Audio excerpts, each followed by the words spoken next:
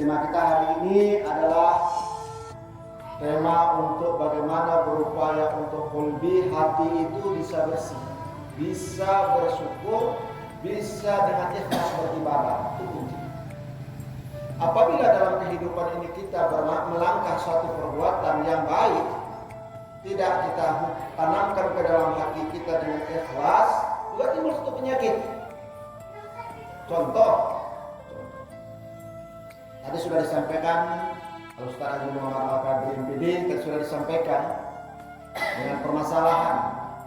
Saya kadang berpikir juga, tapi begitulah ujian dan cobaan. Contoh, tanggal 19, tanggal 20, tanggal 20, 21 surat masuk sama kami begini.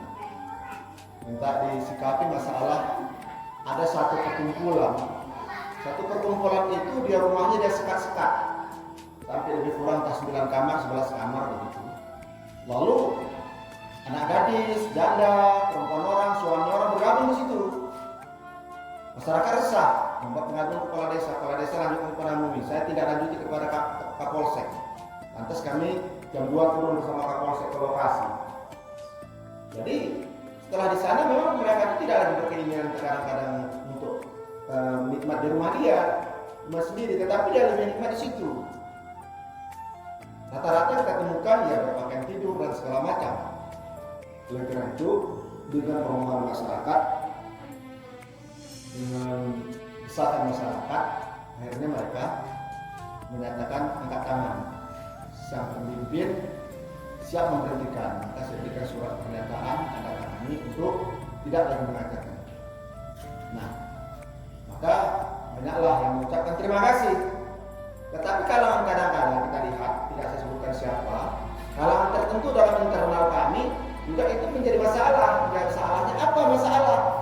Apa masalah maka dikatakan ajaran itu sesat? Kalau kita tebarkan berita itu, misalnya, oh ajarannya bukan masalah dia mengajarkan ajaran itu yang rumit kali, masalahnya yang sepele. Yang sepele itu tidak penting sholat, tidak penting puasa, itu kan sepele. Anak kecil, anak kelas 6 SD pun tahu menjawabnya. Tidak pada waktu ilmuwan kan. Nah, jadi setelah itu perlu ditelusuri. Nah, kan begitu kira-kira. Tapi karena kita lillahi ta'ala, ilahi anta maksudi, wa ridha matlubi, Allah yang kita maksud dalam penjelasan masalah, kesenangan Allah yang kita cari, apapun permasalahan setelah itu kita siap. Kenapa? Allah memiliki ilmu. Nah, inilah dia sebabnya apabila kita sudah serahkan urusan itu kepada Allah, berbuat itu karena Allah. Tapi apabila kita berbuat mencari popularitas, mencari nama, mencari pengaruh, supaya nama itu terkenal di mana-mana, apabila datang satu tantangan cobaan seperti itu kita resah, gelisah, timbullah satu penyakit pada diri kita. Maka jangan. Maka Allah Subhanahu wa taala mengingatkan kita di dalam surah Al-Jumu'ah ayat 11. A'udzu billahi minasy syaithanir rajim. Bismillahirrahmanirrahim. Qul inni umirtu an a'budallaha mukhlishina lahu-d-din. Di sini kata Allah, qul inni, maka sesungguhnya ya, aku perintahkan kepada kamu, kata Allah. Qul inni umirtu, aku perintahkan kepadamu, kata Allah, an a'budallah, untuk senantiasa menyembah Allah dengan mukhlisah lahuddin, dengan ikhlas semata-mata. Dalam surah Jumu'ah ini diingatkan, sesungguhnya aku perintahkan kepadamu untuk menyembah aku, kata Allah, kemudian dengan mukhlis semata-mata. Jadi apabila kita berbuat amal ibadah karena Allah, apapun yang terjadi cobaan itu sudah ujian dari Allah. Apabila ada ujian dari orang lain, itu ujian dari Allah untuk menaikkan derajat kita. Benar-benar kita mencintai Allah, hanya melaksanakan perintah itu mencari keridhaan Allah, untuk mencari bertakarub, mendekatkan diri kepada Allah, untuk merasa khauf, takut kemurkaan Allah. Inilah. Maka hati ini barometernya, kunci amal ibadah itu hati. Jadi ikhlas beribadah ini jangan setengah hati. Jangan setengah setengah hati. Sedikit pun kita perbuat asal ikhlas dinilai oleh Allah. Banyak pun yang kita perbuat, tetapi kalau tidak ikhlas akan ditepis, akan dibuang oleh Allah, maka mendapat murka Allah. Nah, jadi oleh karena itulah, misal contoh kita ambil, kita mau sedekah nih, sedekah apa? Wirid. Ya kalau mampu kita lontong dan pakai saya aja, jangan dipaksakan harus pakai rendang daging. Kalau mampu ya memang itu silakan. Apapun yang kita berikan itu hanya dilihat oleh Allah. Dengan sifat basar Allah yang maha melihat itu tidak bisa kita lari daripadanya. Sedikit pun kita buat menjadi amal kebajikan buat kita. Tapi banyak pun kita perbuat, heboh pun kita perbuat, tetapi bukan karena Allah, maka sia-sia belaka. Maka orang terkadang zaman ini semua banyak masalah. Terkadang ada juga pendapat yang mengatakan bahwasanya di antara jarum yang satu kotak tidak semuanya tajam, kebanyakan tumpul. Artinya, karena zaman ini orang banyak yang tidak ikhlas, ada kemauan-kemauan kehendak tertentu, maka diistilahkan seperti itu. Contoh, ustadz dalam berdakwah, kalau memang tujuannya untuk mendapatkan transport, maka itulah yang dia dapat, keridhaan Allah dan dia dapat. Tapi apabila dia melangkah ingin mencari keridhaan Allah, merasa melaksanakan kewajiban Allah, lalu diberikan amplop kepadanya, maka dia dapat dua-dua. Dapat amplop, rezeki, dapat pula ada keridhaan dan kewajiban yang melaksanakan keridhaan Allah. Apabila tidak menganggap amplop, tidak mau menerima amplop, hanya mencari keridhaan Allah, itu yang jauh lebih bagus. Maka zaman ini terkadang menjadi hujatan di tengah masyarakat kalangan orang-orang yang sedikit agak kritis berpikirnya, semua apapun dilakukan manusia itu berarti. Baca Al-Quran ada orang meninggal, duit.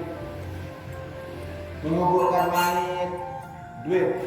Apalagi musim Covid, penguburan mayit Covid bisa 5 juta, karena ada pembakaran sedekah. Seharusnya suasana Covid, ada orang yang dikubur secara Covid, ya kalau dikasih keluarganya alhamdulillah, kalau tidak pun tahu sama masalah. Karena itu satu musibah yang sangat besar kalau menurut saya. Kenapa saya katakan musibah yang sangat besar? Walau sehebat apapun ulama, apabila dia wafat dikarenakan Covid, saudaranya, kerabatnya, relasi temannya, katakanlah yang bertajiah bisa kita katakan 1000 orang, paling bisa datang 200 orang. Kenapa? Sudah mulai mereka waspada tentang bahaya Covid. Maka tadi semalam saya berbicara dengan Kapolsek, sudah terdata dan lingkungan ini 20 yang terkena penyakit Covid. Lain lagi daerah lain-lain yang sudah terdata. Maka kalau ada yang mau pesta, hati-hati menyebar undangan. Mungkin tidak lama lagi Perda Bupati kembali diturunkan, tidak boleh acara pesta lagi. Karena semakin merebaknya sudah Covid ini. Setelah hasil pembicaraan semalam di ruang kerja, Kapolsek menunjukkan. Berjuang. Jadi Bapak Ibu yang dirahmati Allah Subhanahu wa Ta'ala, ikhlas ini tidak bisa setengah hati. Harus sebenar-benar di dalam hati. Jangan ada sedikit pun lari, kalau bahasa pengukurannya melenceng daripada tujuan kita ke lain, melainkan harus satu-satunya qul huwallahu ahad. Katakan Allah Esa. Allah Esa, Allah satu, dalam beribadah satu, tidak boleh ada dua pikiran, apalagi 4 macam pikiran. Kenapa 4 macam pikiran itu bisa terjadi? Bisa saja terjadi. Contoh ringan. Nah, kalau aku memberi ini, tentu aku disayang manusia, boleh. Kalau aku memberi ini, tentu dibalas oleh manusia nantinya. Kalau aku memberi ini, tentu ada timbalannya lebih dari yang dikasih. Baru yang keempat kalinya, kalau ada berniat yang memberi ini adalah mudah-mudahan menjadi penilaian oleh Allah. Alhamdulillah. Apabila tidak menyertakan Allah, maka pemberian itu tidak ada nilai di sisi Allah. Hati-hati betul. Hati. Jadi oleh karena itulah, Tidak boleh kita di dalam beribadah ini lari daripada ikhlas semata-mata karena Allah Subhanahu wa taala. Wa ma umiru illa liya'budullaha mukhlishina lahu. Tidak usah kau beribadah. Tidak guna kau beribadah kata Allah kalau tidak mukhlis semata-mata untuk Allah. Maka oleh karena itu beribadah ini jangan ada dikarenakan lain.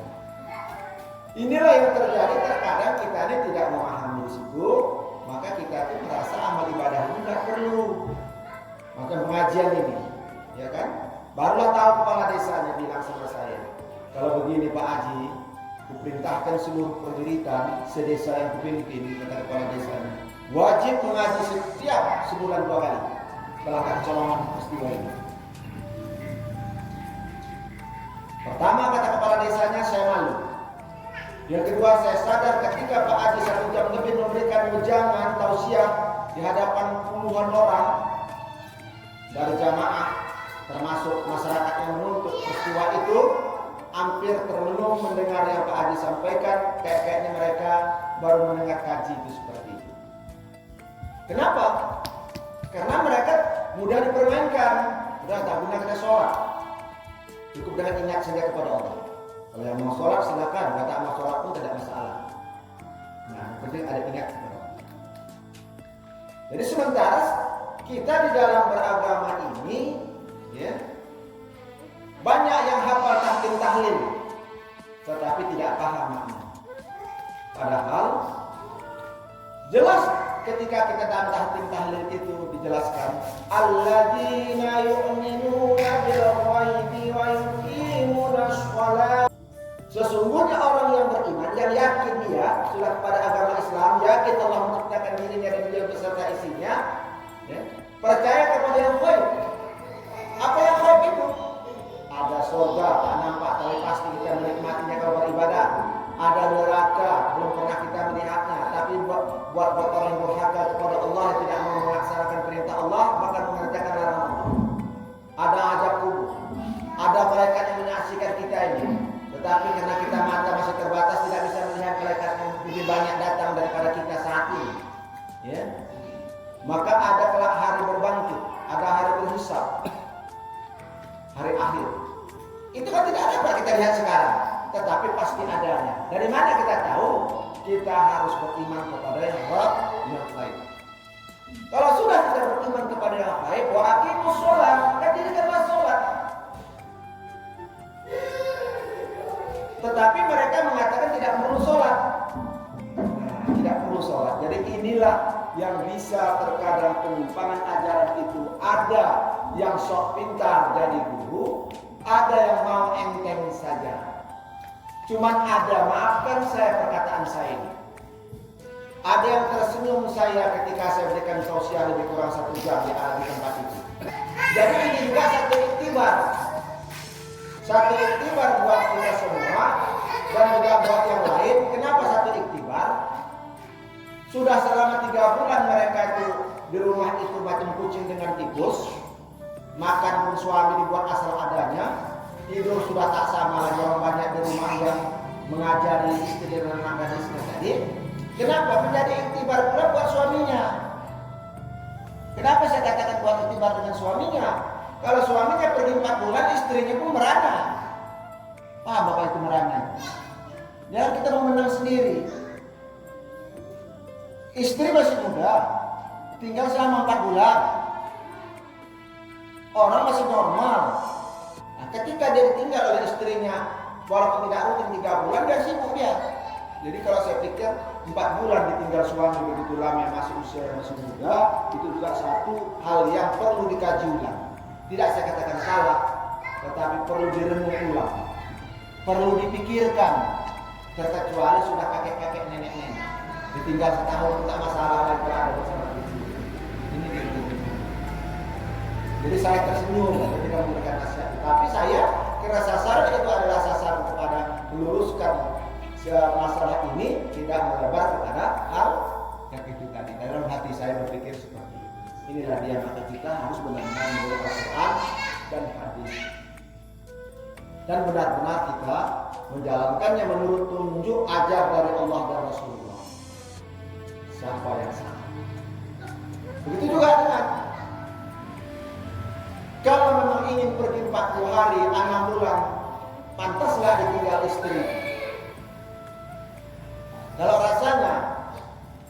lemasnya dia terpaksa, renungkan kembali, pikirkan kembali. Jangan ikut-ikutan. Orang keluar 6 bulan, kita keluar 6 bulan. Orang keluar 4 bulan, kita keluar 4 bulan. Tapi istri yang menderita. Menderita kenapa? Menderita biologis, menderita capek, menderita lain sebagainya. Ya, perlu dikaji ulang. Demikian juga, zaman sekarang ini sibuk kali ada sekelompok orang yang sibuk istri 4. Asal jumpa dipukulnya bahu kita. Ustaz, berapa istri? 1, ada ruginya. Rugilah Ustaz, kalau tidak 2. Kalau dah 2, 3. Kalau dah 3, 4. Ini anak-anak yang kecil seperti ini perlu tanggung jawab kita. Ku anfusakum wa ahlikum nar. Pelihara diri dan keluarga dari azab api neraka. 4 aja kadang-kadang anak berusia pening kepala. Kenapa pening? Bukan makannya, pendidikannya. Apalagi zaman sekarang ini, tantangan semakin berat. Kalau dulu orang mengatakan, awas bahaya, kalau TV keluar nanti anak-anak malas belajar, nonton TV saja. Itu 15 tahun yang silam. Sekarang ada kan lebih berbahaya dari TV, masuk pula HP. Kalau tak dikasih menjerit. Kalau sudah pakai HP, perlu pula pakai pulsa paketnya. Sempat 20 anak susun baku kata orang. Kalau sempat 4 bini, apa enggak 20 anak kali 5? Kali 5 aja, berderet. Bisa pula setahun lahir 3. Ya, kalau 4 bini kan setahun bisa lahir 3.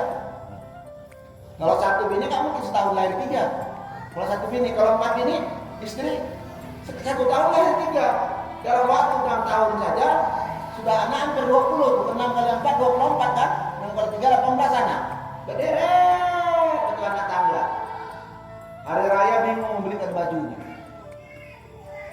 Terkecuali penghasilan kita tuh kalau sudah mapan bisa 150 juta 1 bulan, silakan. Kalau cuma 3 juta 1 bulan istri mau 4, namanya bunuh diri. Itu sekarang begitu. Begitu juga dengan COVID. Payah nggak bercakap tentang COVID. Kita bilang, ya, pakailah maskernya. Kita bilang, jangan takut Ustaz, ajal kan dengan Allah Ta'ala. Betul. Memang ajal itu sudah ditentukan Allah Subhanahu Wa Ta'ala. Tetapi dengan doa bisa dipanjangkan Allah umur tuh. Dengan kesalahan awak bisa juga panjang umur tuh. Di perjanjian Allah dengan kita ketika 120 hari dalam rahim ibu kita, umur kita 70 tahun. Hah? Berapa? Misalnya 70. Datang wabah COVID seperti ini. Wabah COVID datang. Di mana orang yang rumah sakit COVID itu, kita masuk. Yang mana kena COVID itu, masuk dalam pertentangan kita pakai masker. Kalau kita masuk ke tempat yang sudah ada virusnya, berarti kita ingin mendapatkan virus. Allah kasih itu. Bukan berarti kita menantang Allah. Kehendak dia mendatangi tempat yang berbahaya, maka Allah jadikan mendapat dia yang berbahaya itu. Maka seharusnya umurnya ketika 120 hari perjanjian dengan Allah 70 tahun bisa menjadi 60 tahun. Jadi oleh karena itu kita harus menghindar. Dari mana penjelasan itu menghindar? Dari Rasulullah bersabda, jika suatu kampung itu ada wabah, jangan kamu masuk. Ketika kampung itu sudah terjadi wabah, jangan keluar dari kampung itu. Itu kan sudah populer tuh. Sabda Rasulullah, walaupun saya sampaikan dalam bentuk bahasa Indonesia ini. Nah, tapi terkadang kita ini banyak kali mengkaji ulas. Sama seperti sholat haid. Sholat haid itu ngapain dari jauh? Dari dekat kuburannya lah. Namanya pun sholat haid, sholat tak nampak, ya dari jauh lah.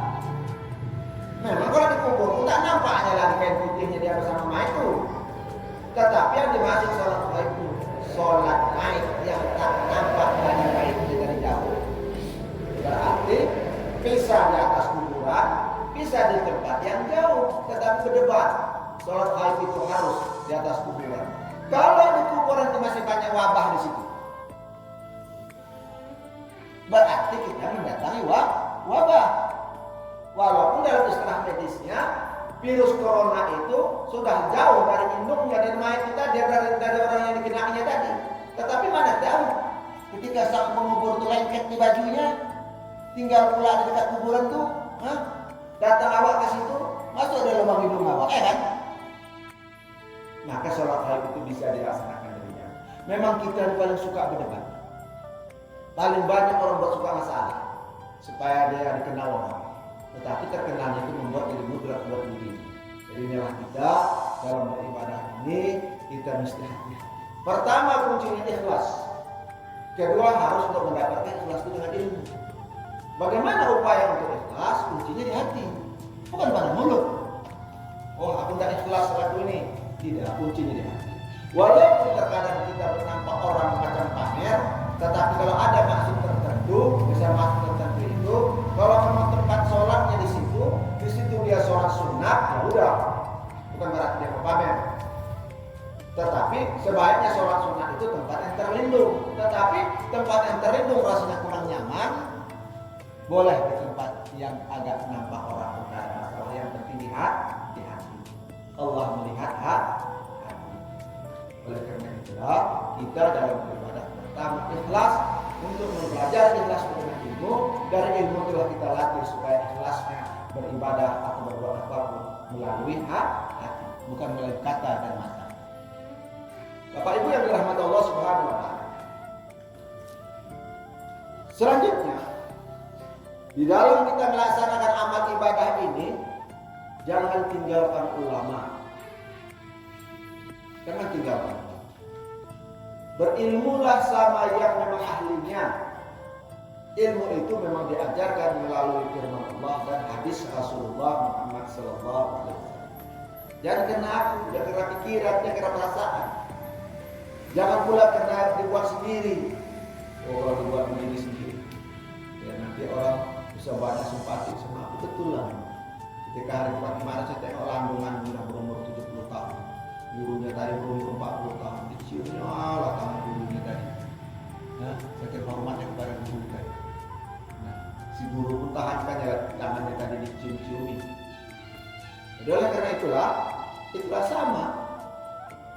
Rasulullah mengingatkan buat kita dalam doanya, ya Allah, jauhkanlah aku dari membuat satu kezaliman kebodohan buat orang lain. Jauhkanlah aku, hindarkanlah aku dari berbuat kezaliman dan dibodohi oleh orang lain. Itu doa seperti itu. Jadi kita berdoa, jangan kita menzalimi orang, jangan kita membodohi orang. Jangan pula kita dijolimi orang, jangan pula kita dibodohi orang.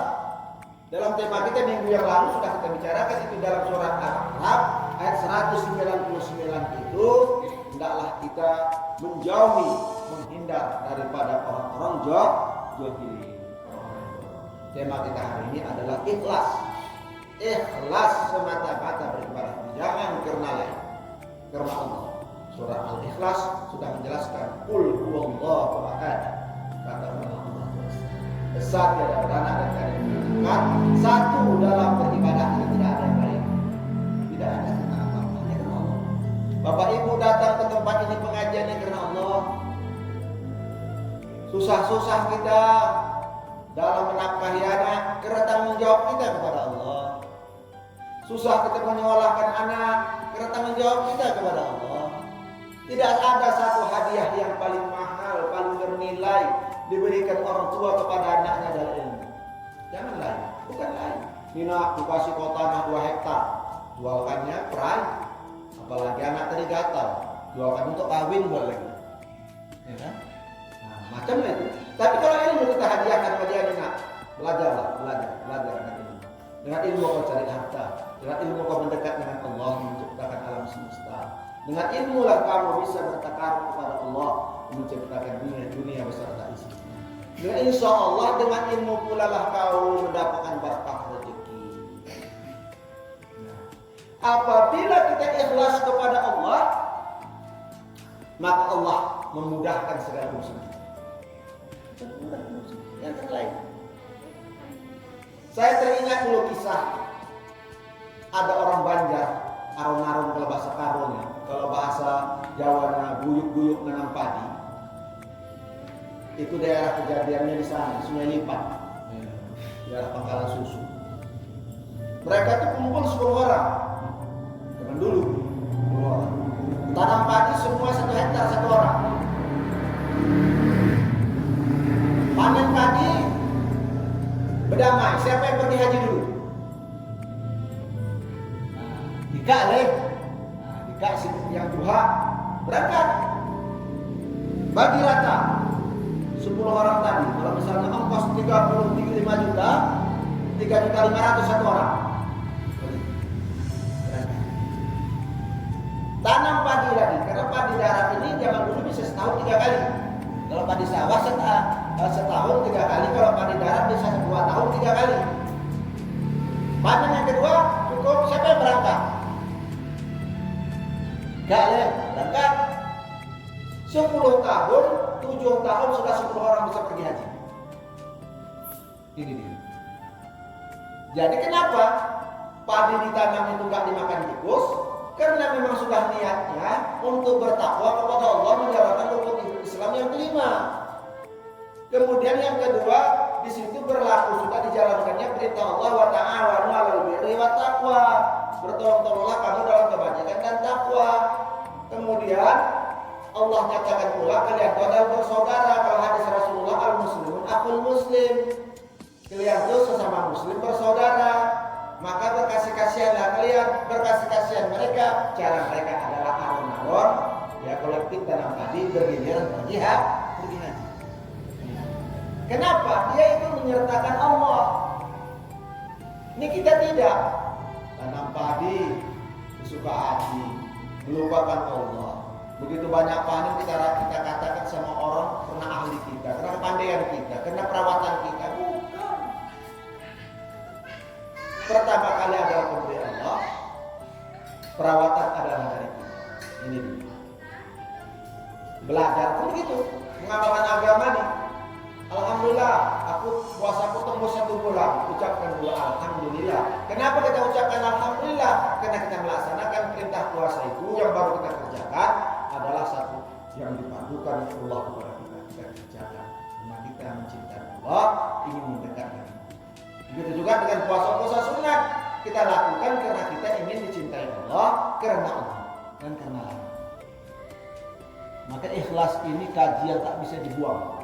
Kaji wajib diamalkan oleh setiap Islam. Apabila dia tidak ikhlas, tidak mensertakan diawali dengan Allah, maka pekerjaan terputus dari rahmat Allah. Maka salah satunya disunahkan kita memulai pekerjaan membaca Bismillah. Kalau tidak dipanjangkan Bismillahirrahmanirrahim. Kenapa? Dengan menyebut nama Allah yang Maha Pengasih, jadi Maha Penyayang. Sebut Allah dulu baru kita